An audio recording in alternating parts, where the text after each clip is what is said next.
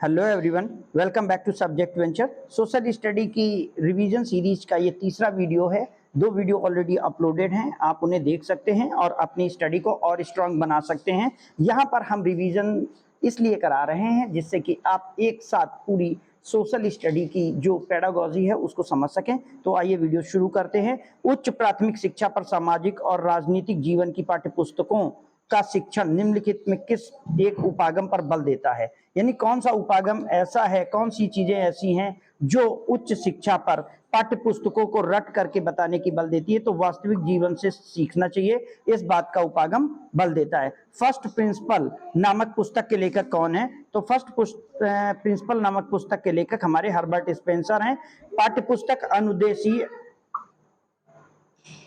पाठ्यपुस्तक अनुदेशीय अभिप्रायों के लिए व्यवस्थित किया गया एक चिंतन है। यहाँ पर इन तीनों चीजों में क्या भरा जाएगा, क्या आएगा? तो आप देखिए, तो पाठ्यपुस्तक अभिलेखीय अभिप्रायों के लिए व्यवस्थित किया गया एक प्रजातीय चिंतन है, चिंतन अभिलेख है। तो यहाँ पर प्रजातीय और यहाँ पर अभिलेख आएगा, इसलिए ऑप्शन बी टिक हो सकता है। पुस्तक के प्रस्तुतिकरण में निम्नलिखित में क्या संबंधित नहीं है? तो पुस्तक के प्रस्तुतिकरण में क्या चीज संबंधित नहीं है? एक पुस्तक के लिए क्या आवश्यक नहीं है? तो व्यवस्थापन पुस्तक के प्रस्तुतिकरण में संभव नहीं है।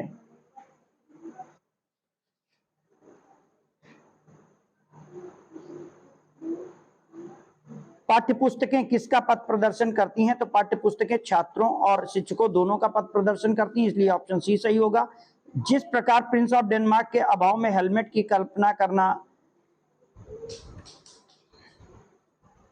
जिस प्रकार पुस्तकों के अभाव में,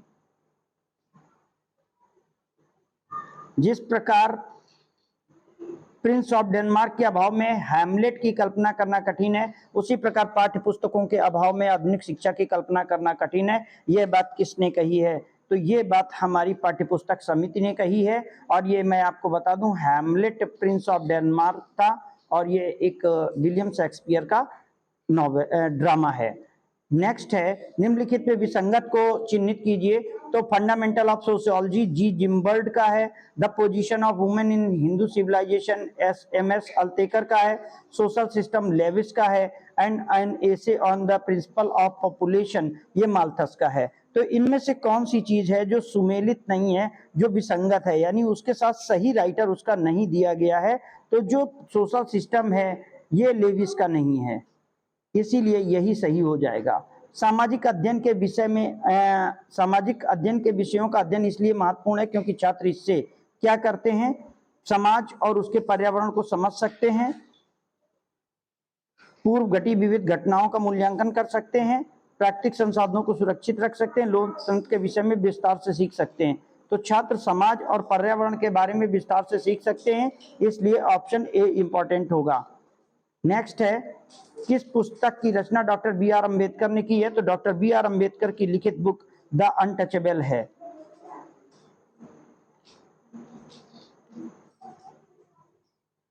पाठ्यपुस्तक के लिए प्रयोग की गई, पाठ्यपुस्तक किसके लिए प्रयोग की जाती है? तो पाठ्यपुस्तक कक्षा कक्ष के लिए प्रयोग की गई, निर्धारित की गई पुस्तक है, इसलिए ऑप्शन का सही हो जाएगा। पाठ्यपुस्तक एक यांत्रिक तत्व में क्या है? यानी पाठ्यपुस्तक का यांत्रिक तत्व निम्नलिखित में क्या है? तो पुस्तक की जो छपाई का काम है वो हमारा पाठ्यपुस्तक की यांत्रिकता में आता है, लेकिन पाठ्यपुस्तक का आधार और पाठ्यपुस्तक की जिल्द ये सारी की सारी चीजें भी उसी में आती हैं, इसलिए हम उपरोक्त सभी होने के कारण इसे टिक करेंगे। अगर उपरोक्त सभी ना होता तो हम छपाई को टिक करते। सामाजिक अध्ययन की पाठ्यपुस्तक अध्ययन की पाठ्यपुस्तक को, सामाजिक अध्ययन की पाठ्यपुस्तक को एक किस रूप में प्रयोग करना चाहिए?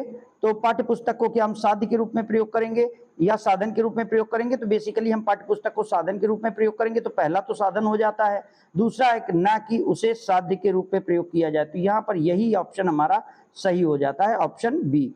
पाठ्यपुस्तक निम्नलिखित में किसकी सहायक होती हैं? तो पाठ को दोहराने में, सही मार्गदर्शन कराने में। अब चूंकि यहाँ पर उपरोक्त सभी है और सभी हो सकते हैं, इसलिए हम इसको लगाएंगे, अदरवाइज पाठ्यपुस्तक सही मार्गदर्शन देने में सहायक है, ये इंपॉर्टेंट पॉइंट रहेगा।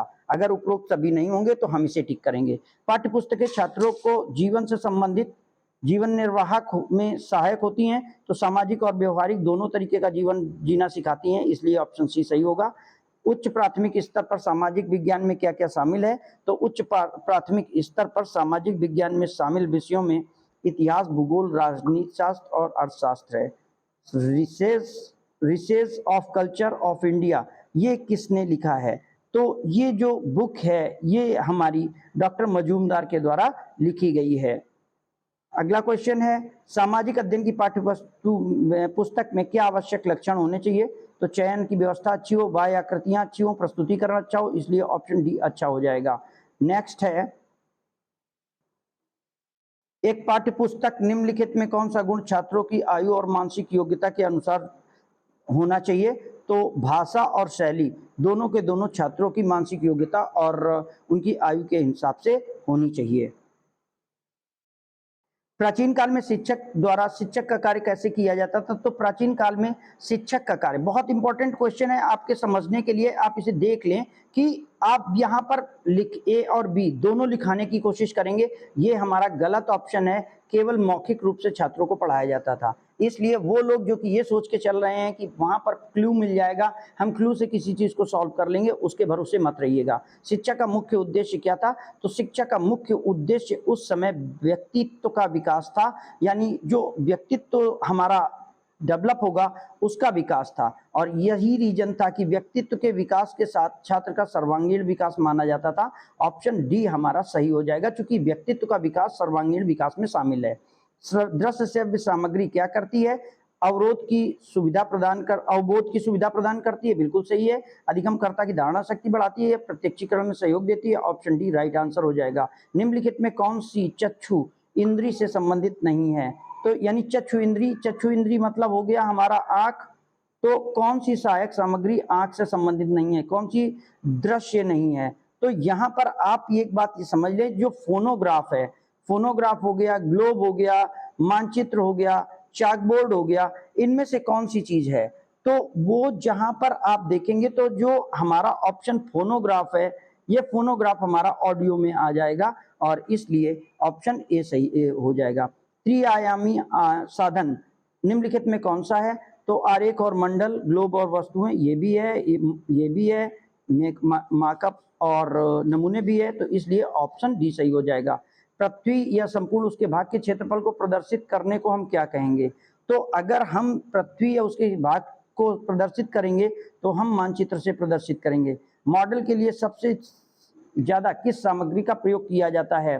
तो मॉडल के लिए इन सभी सामग्रियों का प्रयोग होता है, इसलिए ऑप्शन डी सही हो जाएगा।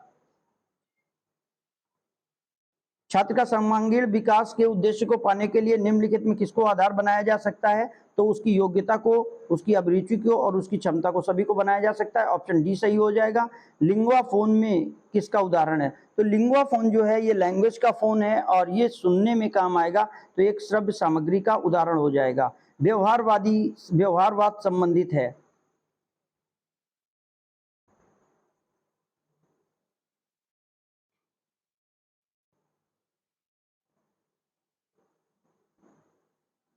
व्यवहारवाद संबंधित है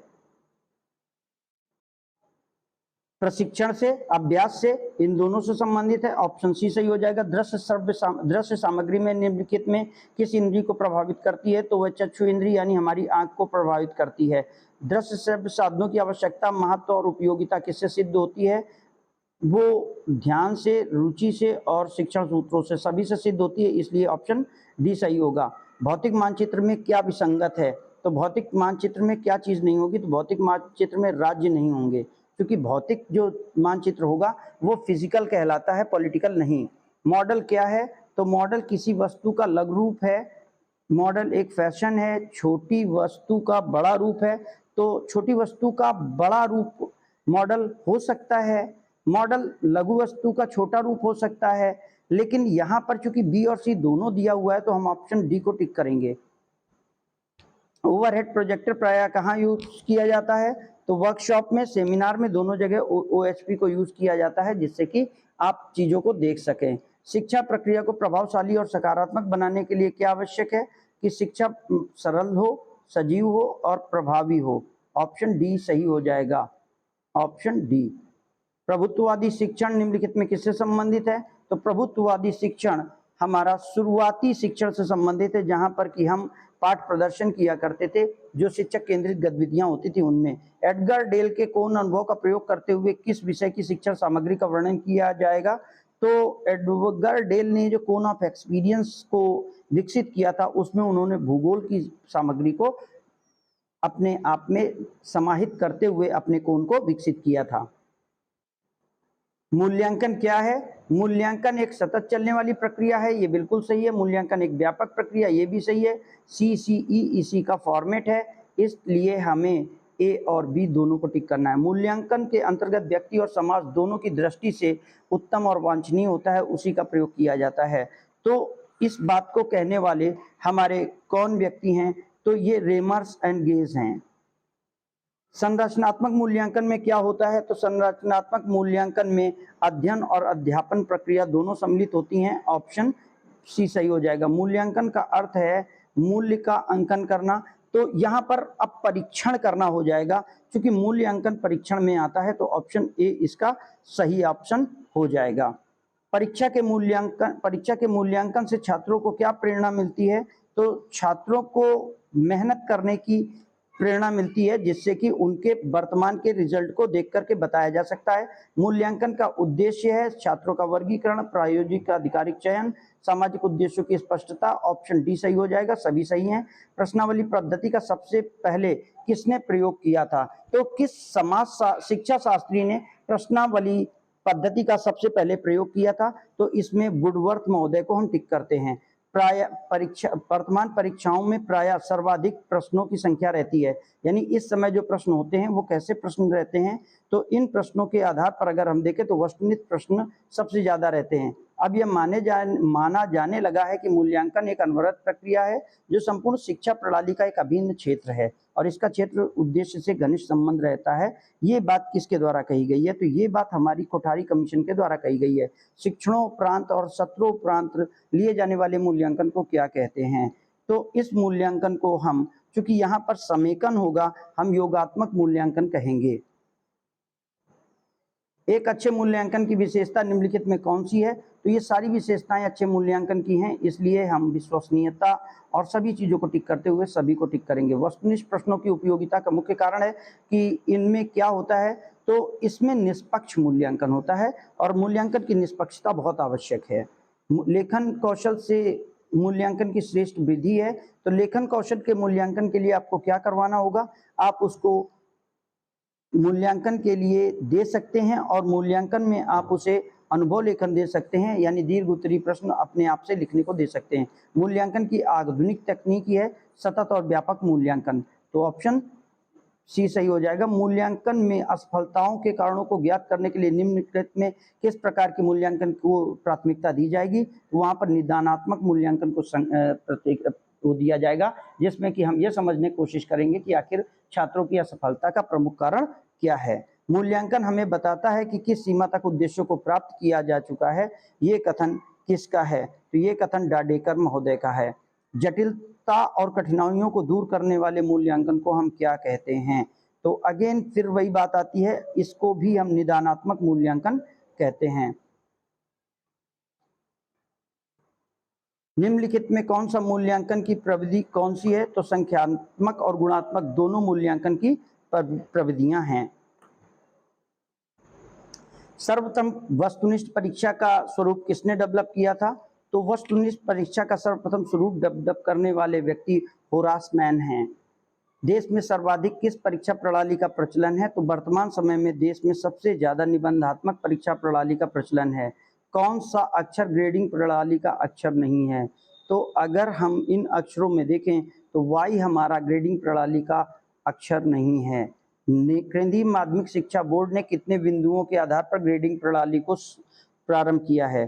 तो माध्यमिक केंद्रीय शिक्षा बोर्ड की जो प्रणाली है उसमें हमारी 9 संख्याएं या 9 कोड रहते हैं, इसलिए ग्रेडिंग प्रणाली को 9 अंकीय माना गया है। समप्राप्ति परीक्षण बालक की वह योग्यता है जो किसी विशिष्ट विषय के क्षेत्र में उसके ज्ञान की सीमा का मापन करती है। ये कथन गैरिसन और अन्य का है। मूल्यांकन में निम्नलिखित में क्या नहीं है? त्याग, महत्व, वांछनीयता, उपयोगिता। तो सब कुछ है, त्याग मूल्यांकन में नहीं है, इसलिए ऑप्शन ए आएगा। मूल्य मानक रूपी मानदंड है, ये कथन किसका है? ये कथन हमारे क्लिंक महोदय का है। निम्नलिखित में वस्तुनिष्ठ परीक्षा का गुण क्या है? तो सरल अंकन, वैधता, सब कुछ है, तो इसलिए ऑप्शन डी सही हो जाएगा। समप्राप्ति परीक्षण में प्रदत्त क्षेत्र में पठित व्यक्ति की योग्यता, कौशल और समझ आदि के लिए मापन के लिए बनाई गई परीक्षा है। तो ये हमारी शिक्षा शब्दकोश की परिभाषा है जो परीक्षा को बताती है। निम्नलिखित में मानकीकृत उपलब्ध की परीक्षण के निर्माण का पद कौन सा है? तो इनमें से अंकन प्रक्रिया है, परीक्षण निर्माण विधि है, परीक्षण के प्रकार हैं, सभी इसमें आ जाएंगे। Social, moral and spiritual value नामक पुस्तक का संपादन किसने किया था? तो इस पुस्तक का संपादन हमारे B.R. गोयल ने किया है। धर्म के बिना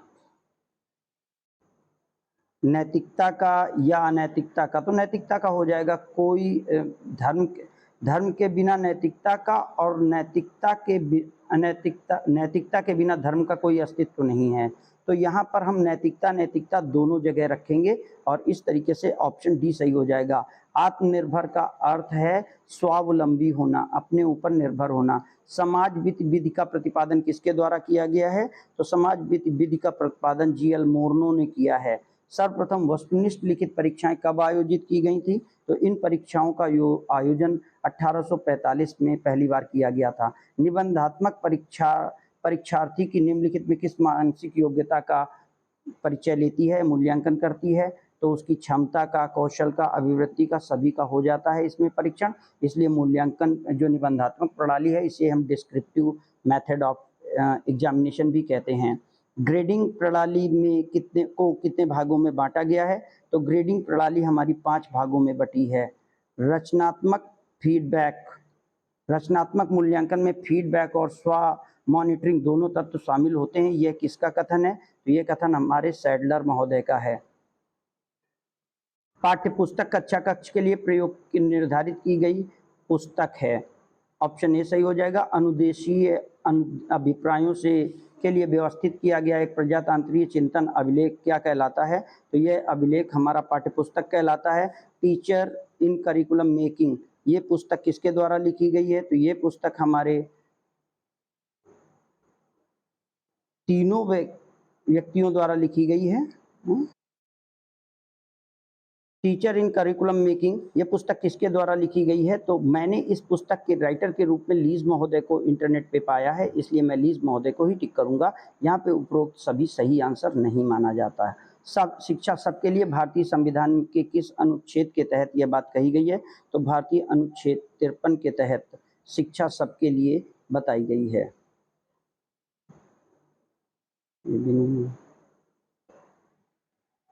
सबके लिए शिक्षा भारतीय संविधान के किस अनुच्छेद में वर्णित है? तो वर्तमान में यह बात 21A में आ गई है, लेकिन इसके पहले इसे अनुच्छेद 45 के तहत दिया जाता था। ये बात आपको याद रखनी है।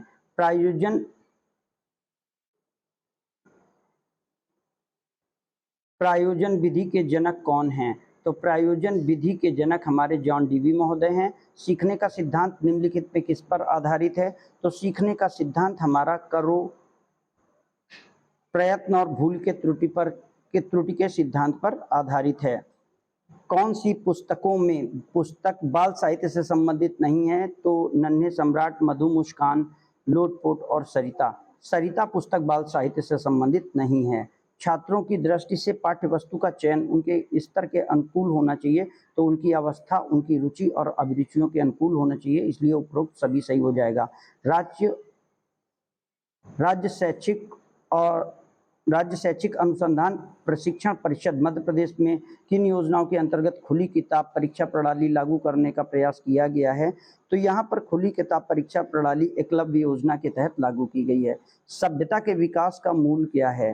तो सभ्यता के विकास के मूल में हम सामाजिक व्यवस्था को देखते हैं। जैसी सामाजिक व्यवस्था होगी वैसी सभ्यता होती है। छात्र केंद्रित पाठ्यक्रम किस विचारधारा पर आधारित है? तो छात्र केंद्रित पाठ्यक्रम हमारा सृजनात्मक विचारधारा पर आधारित है। सामाजिक विज्ञान शिक्षण का प्रमुख घटक क्या है? तो छात्र, पाठ्यक्रम, शिक्षक सभी हैं, इसलिए ऑप्शन डी सही होगा। प्रोफेसर डी के व्हीलर महाशय ने पाठ्यक्रम की संरचना प्रक्रिया को निम्नलिखित के स्वरूप में स्वीकारा है। तो प्रोफेसर व्हीलर के अनुसार पाठ्यक्रम की जो संरचनात्मक प्रक्रिया है वो वर्गाकार प्रक्रिया मानी गई है, क्योंकि इन्होंने पाठ्यक्रम को भी 3 ध्रुवों के बीच में शामिल किया है। हिल्डा तबा मॉडल के कितने चरण हैं? तो हिल्डा तबा मॉडल जो है वो 7 चरणों में बटा है। शिक्षण प्रक्रिया में कितने चरण होते हैं? तो शिक्षण प्रक्रिया में 5 चरण माने जाते हैं हर्बर्ट की पंचपदी के अनुसार। शिक्षक केंद्रित पाठ्यक्रम के जनक कौन हैं? तो शिक्षक केंद्रित पाठ्यक्रम क्रिया केंद्रित पाठ्यक्रम के जनक कौन हैं? तो क्रिया केंद्रित पाठ्यक्रम के जनक हमारे रूसो और थॉमस सिल्वा भी हैं, इसलिए ऑप्शन डी सही हो जाएगा। निम्नलिखित शैक्षिक उद्देश्यों का स्रोत निम्नलिखित में कौन सा है? तो शैक्षिक उद्देश्यों के तौर पर समाज, ज्ञान, व्यक्तित्व सभी आते हैं, ऑप्शन डी सही हो जाएगा। प्रोफेसर डी के व्हीलर ने अपनी पुस्तक करिकुलम प्रोसेस में पाठ्यक्रम की संरचना के कितने सोपानों का वर्णन किया है? तो वहां पर उन्होंने पाठ्यक्रम रचना के 5 सोपानों का वर्णन किया है। यहाँ पर हमारी ये सीरीज का तीसरा वीडियो समाप्त होता है।